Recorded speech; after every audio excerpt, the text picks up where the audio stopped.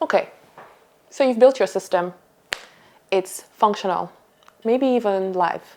But have you thought about how attackers might target it? You haven't finished building until you have.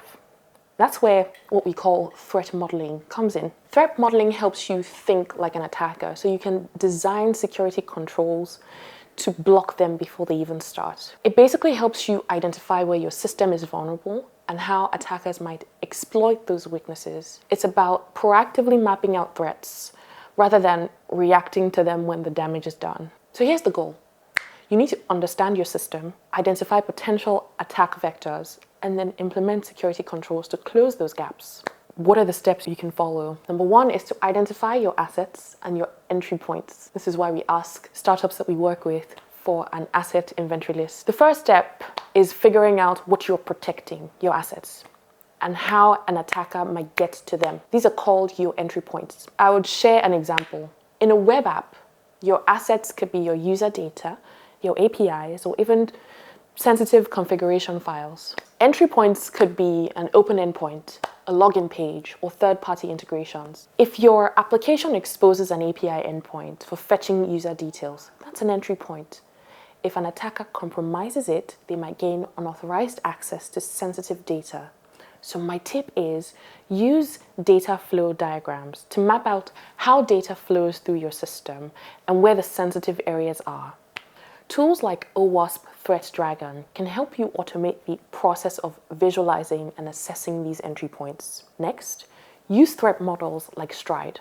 Once you've mapped out your system, it's time to figure out how an attacker might try to exploit it. One of the most popular threat modeling frameworks is Stride, which stands for spoofing identity, tampering with data, repudiation, information disclosure, denial of service, and elevation of privilege. For example, let's say you have an admin panel. Under the Stride model, you'd ask yourself, can someone spoof an admin session? Can they tamper with data? Could they launch a denial of service attack to bring down the service? Use the Stride framework as a checklist against each part of your system. For every entry point, evaluate how it should be attacked using each Stride category. This process uncovers threats you may not have thought of initially. Next, you're going to assess and prioritize your threats. Not all threats are equal. So once you've identified your potential attack vectors, you need to assess and prioritize them. This is where the DREAD framework comes in. DREAD stands for damage potential, reproducibility, exploitability, affected users, discoverability. Let's say you've identified that an SQL injection vulnerability could expose user data. Using DREAD, you would assess how damaging the exploit would be, how easy it would be to reproduce it, how many users are affected, and how likely it is that an attacker would discover it. Here's a tip for you. Use threat modeling tools like the one from Microsoft or the OWASP one to automate the process of assessing and prioritizing these risks.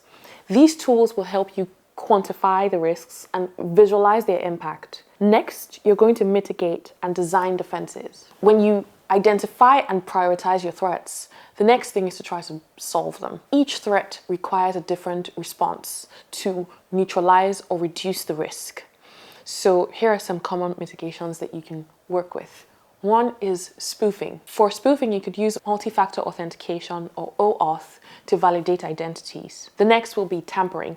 You should implement checksums or hashing to verify your data integrity. For information disclosure, encrypt sensitive data at rest and in transit using AES 256 or TLS 1.2+. Next is elevation of privilege. Enforce least privilege and use role-based access control to limit access. Another technical tip is to build security into your design phase.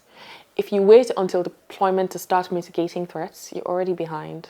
So integrate threat mitigation into your CI/CD pipelines and use some of my favorite tools like SonarQube to automate static code analysis for known vulnerabilities. Next, we're going to talk about continuous monitoring and review. Threat modeling isn't a one-time exercise. It's a conversation that has to continue as your product evolves. Your system evolves, and so the threat will evolve with it.